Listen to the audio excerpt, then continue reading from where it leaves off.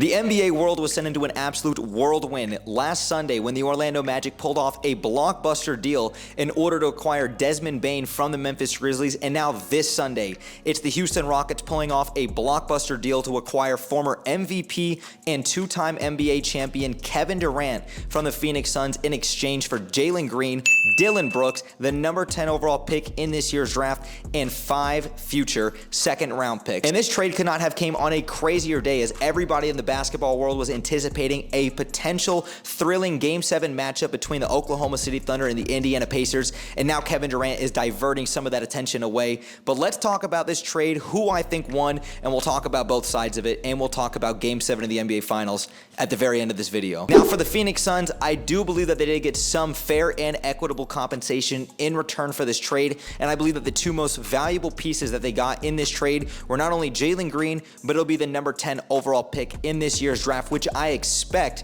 the Phoenix Suns to use on center from Maryland, Derek Queen, who I think has tremendous offensive talent and a ton of upside for the Phoenix Suns potentially at that 5 position, considering the fact that Phoenix is bereft of a big man down low in the middle. And with Jalen Green, I do believe that this was the year that he was really coming into his own under the establishment of the Houston Rockets organization with Ime Udoka and his phenomenal coaching. Jalen Green just needs to continue to refine his offensive game. He needs to continue to find a way to be more consistent and be a much more efficient 3-level scorer, because we know Jalen Green has all of the talent and athletic capabilities in this world. It's just about getting him to play in a proper system to where he can flourish and thrive. And I still wholeheartedly believe that Jalen Green has a ton of upside as a future all-star in this league, and potentially now in a brand new environment, I think you can really see him thrive. And although the Suns did get Dillon Brooks and those second-round picks in this trade, I think what this says is the fact that they need to go into a full rebuild and just really tear this thing down and build it from the ground back up, because after the Phoenix Suns had made the NBA Finals and they moved off from Chris Paul, they moved off from DeAndre Ayton, they were able to acquire more assets with guys like Kevin Durant. They obviously brought in Bradley Beal. Obviously did not work out. It didn't work out with Frank Vogel. It didn't work out with Mike Budenholzer. And now Devin Booker is left all by himself. While you have Devin Booker, who is still a prolific player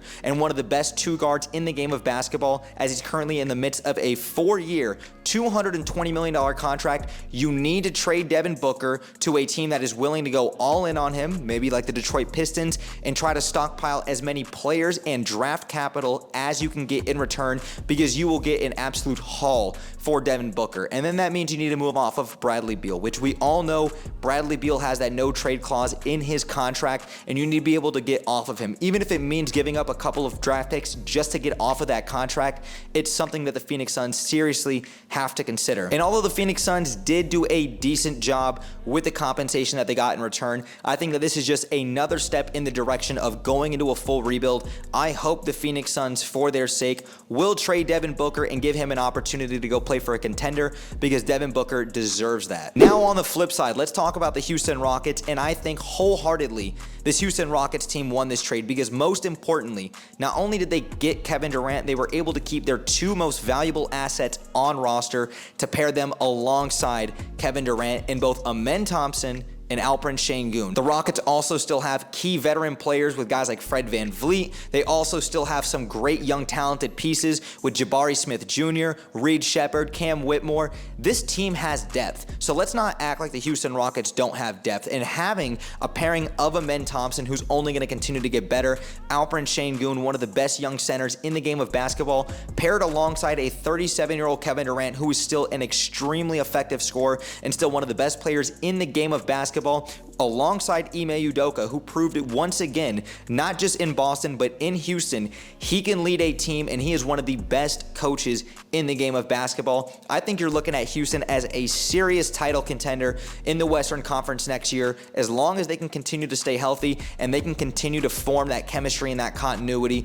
both on and off the floor, because I know Kevin Durant gets a ton of scrutiny, but KD is still a tremendous leader, I think, both on and off the floor. We all know just how talented talented he is when he's playing at his best level. And KD, of course, is going to make those around him better, especially with a team that has championship pedigree and playoff experience, which we see all over this roster. And then I expect guys like Cam Whitmore and Reed Shepherd, some of the young guys, to really take that next step next year and really come into their own. Overall, this really was a win-win trade for both organizations. The Phoenix Suns not only get two promising things with the number 10 overall pick and Jalen Green, they now can just go into a full rebuild as long as they're willing to trade Devin Booker and get as much assets as they can in return. And for the Houston Rockets, this is an opportunity for this organization to go all in with this roster, continue to trust Ime Udoka, who got a well-deserved contract extension just the other day, and now Kevin Durant joins Amen Thompson, Fred VanVleet, and Alperen Sengun as one of the best teams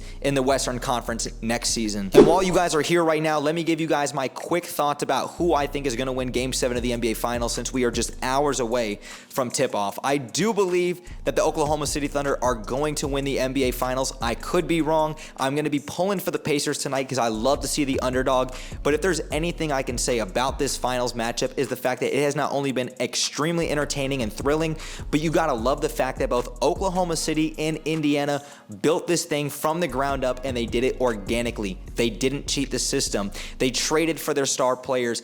SGA. They traded for Tyrese Halliburton. Then they made another acquisition. They go and get Pascal Siakam. They go and trade for Alex Caruso. You start putting the pieces together. These teams have been battle tested throughout the years. They've grown together. They've developed their core. And now we're seeing these organizations reap their rewards, and the fruits of their labor are officially paying off. But no matter what the outcome is, I'm going to be extremely happy for both organizations who did this organically, continue to trust the process, and build this thing from the ground up. I've got a ton of respect for that. But I ultimately do believe that the Oklahoma City Thunder will cap off an incredible franchise record 68-win season by going into Game 7 of the NBA Finals and winning it on their home floor in front of the home crowd. Shai Gilgeous-Alexander will complete the triple crown by winning regular season MVP, Finals MVP, and Conference Finals MVP. It has been a hell of a ride for both of these organizations, and I gotta say, I'm extremely proud for whoever the winner is. But I want to hear your thoughts in the comments down below, not only about Game 7 of the NBA Finals, but who do you think won this trade between the Houston Rockets and the Phoenix Suns?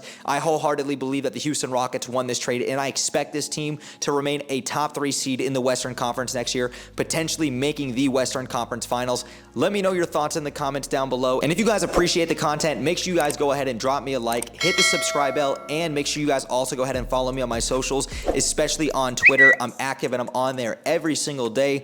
But thank you guys again for watching, and as always, I'll catch y'all on the next one.